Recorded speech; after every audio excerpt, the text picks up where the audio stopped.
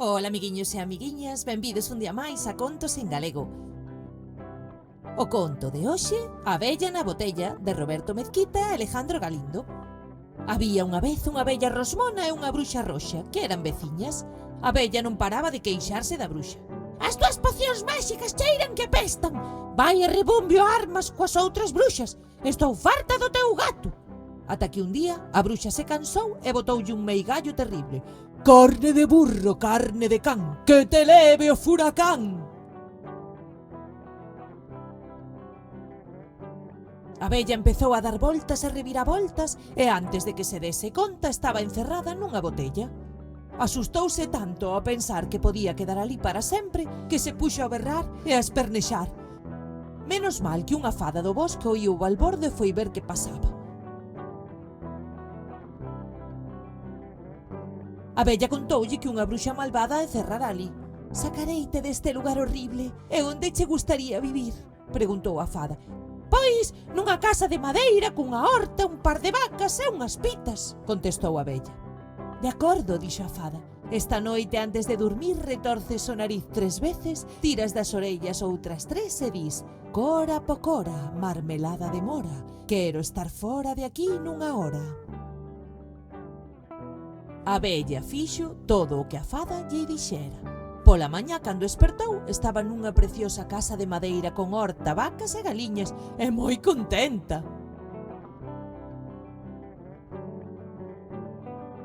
A semana seguinte, a fada foi visitala, pero a abella ni sequera lle deu as grazas. Púxose a rosmar e díxolle: Esta casa non está mal, pero habíame gustar máis vivir nun castelo de pedra, con criados e criadas que me fagan a comida e todo o demais. Sería maravilloso. A fada quedou un pouco triste, suspirou e dixo: Está ben, antes de dormir, fai o mesmo que fixeches a outra noite. Ao deitarse, a abella retorceu o nariz 3 veces, tirou das orellas outras 3 e dixo: Cora pocora, marmelada de mora, quero estar fora daqui nunha hora. E pola mañá espertou nun gran castelo con cabalos e moitos criados ao seu servizo. Estaba moi contenta. 5 días máis tarde, a fada volveu visitar a abella e atopouna rosmando de novo.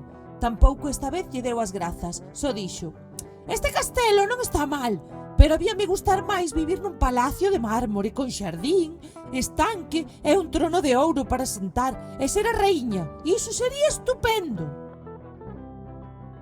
A fada enoxouse un pouco, pero disimulando bufou e dixo: Ti verás, daquela, antes de dormir, xa sabes o que tes que facer. Ao deitarse, a abella retorceu o nariz, tirou das orellas e dixo: Cora pocora, marmelada de mora, quero estar fora daqui nunha hora. A mañá seguinte espertou nun fermoso palacio de mármore, cun xardín magnífico e un estanque con peixes de cores. Ademais, estaba sentada nun trono de ouro e todo o mundo lle obedecía. A abella daba saltos de alegría.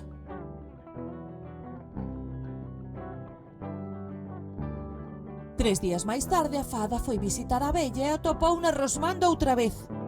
Este palacio non está mal, pero habíame gustar máis vivir nun que estivese no ceo e que fose de cristal, para mandar sobre todas as cousas, que o sol e a lúa saíran cando eu queira, que chova e sopre o vento cando a min me apeteza. A fada por pouco lle dá coa vara na cabeza. Estaba moi enfadada e farta daquela abella que só sabía pedir e pedir, e que nunca daba as grazas. A fada, contrariada, apretou os puños e dixo: Ben, pois esta noite antes de dormir fai o de sempre. E saiu dali voando a toda velocidade. A abella, tan entusiasmada pensando no seu palacio de cristal, non se decatou de que a fada estaba rabiosa. Ao irse deitar como sempre, retorceu o nariz 3 veces, tirou das orellas outras 3 e dixo: Cora pocora, marmelada de mora, quero estar aquí, quero estar fora de aquí nunha hora.